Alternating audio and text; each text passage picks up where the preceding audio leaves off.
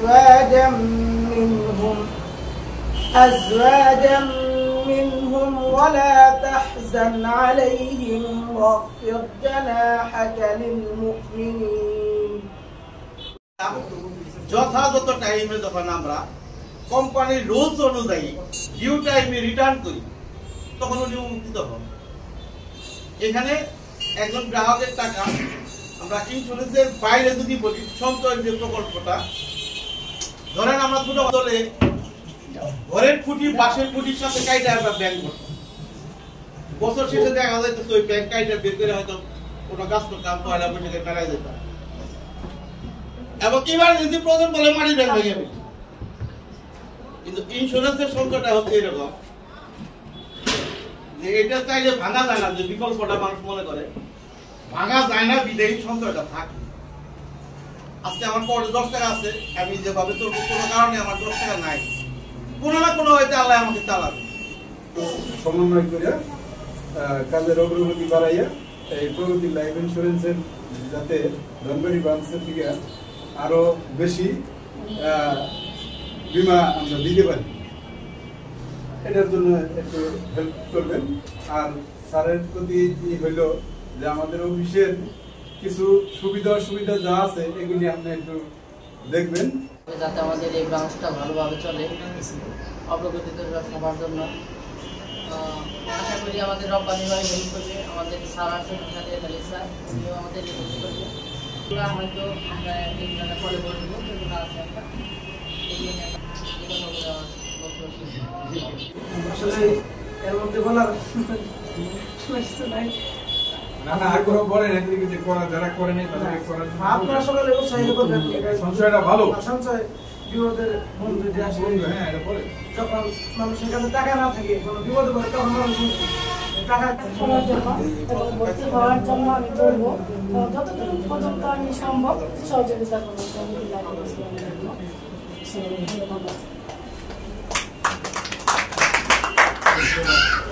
এরপরে হলো অ্যান্ড্রয়েড ফোনে যায় একজন গ্রাহকের অ্যাকাউন্ট দেখা যায়, নাম ঠিকানা ফোন নাম্বার বিস্তারিত আপনি এটা আমি দেখাইছিলাম, দেখছিলেন?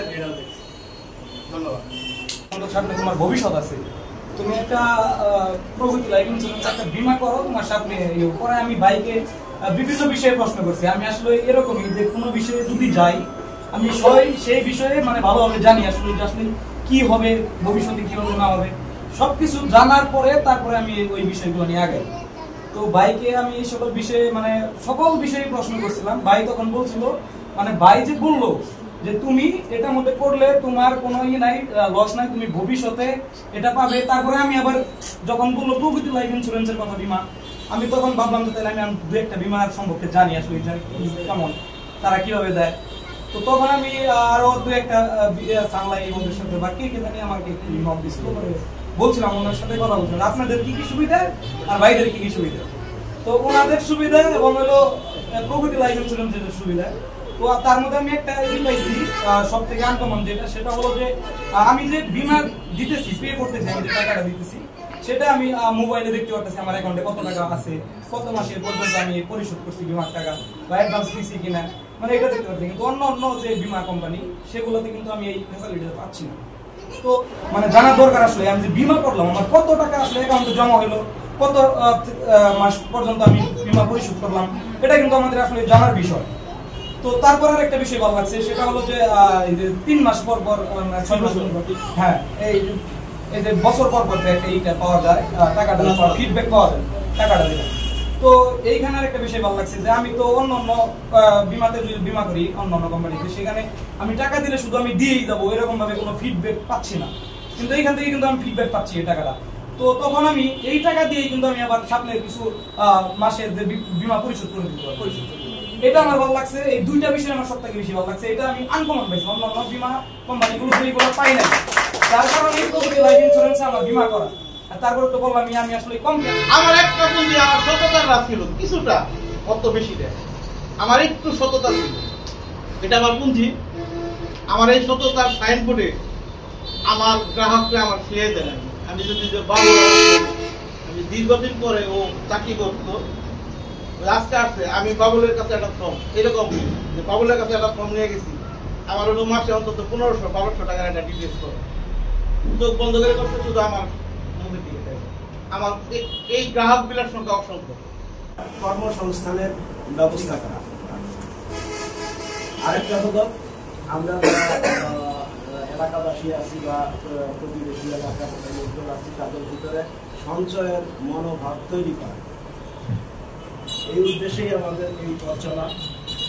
তার মধ্যে আমরা যতদূর এগোতে পারছি ইনশাল্লাহ আমাদের এবং আপনাদের সহযোগিতা দেখে আরো উৎসাহিত আবেদন করতে পারি যে হ্যাঁ আমাদের এখানে একটা সঞ্চয়ের সিস্টেম আছে, এখানে আপনি সঞ্চয়। اللهم انك عفو العفو والعفو اللهم اغفر لذنبي واسعني في داري وبارك في رزقي اللهم اغفر لكلنا وميتنا وشاهدنا وغائبنا وصغيرنا وكبيرنا وذكرنا وانثانا اللهم مولا يا الله مولا جل وعلا مولا يا الله يا رب العالمين مولا معاف كل ايدين يا رب العالمين مولا ايش مولا এরকম এই জাহিদুল ইসলাম উনি এই দেখাশোনা করতেন এই অফিসটা, ওনার এই দায়িত্ব ছিল। দীর্ঘদিন আন্তরিক প্রচেষ্টায় দীর্ঘদিন এখানে কাজে করবে। রাব্বানি অনেক ভালো করেছে। রাব্বানি এই অফিসটার এখন পুরো দায়িত্ব দিয়ে রাব্বানির কাছে, আর রনির জায়গায় আছে। এটা রনির কোনো অংশ কমেও নাই, কোনো অংশ বাড়েও, বরঞ্চ রনির একটা সুনাম যে আমার একটা সন্তান, আমার একটা ছেলে, ঠিক আছে। জায়গা দেখেন অনেক জায়গায় তো আছে, তাই না? আরো দু একটা জায়গায় এরকম সৃষ্টি করে দেন। বাবার সৃষ্টি করেই কাজ।